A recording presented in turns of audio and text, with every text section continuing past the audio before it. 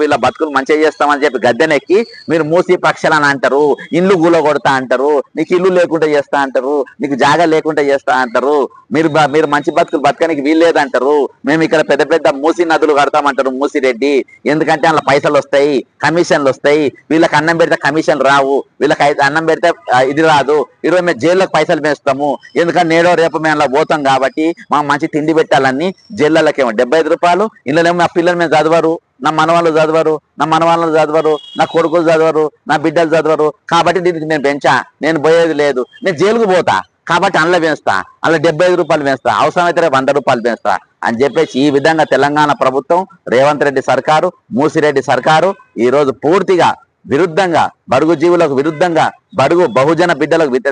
వ్యతిరేకంగా ఈరోజు మరి విధానాలు, వాళ్ళు వ్యతిరేక విధానాలు అవలంబించడం వల్ల ఈరోజు వాళ్లకు నేషనల్ ఎస్సీ కమిషన్కి వెళ్ళి వచ్చిన ఈ ఆర్డర్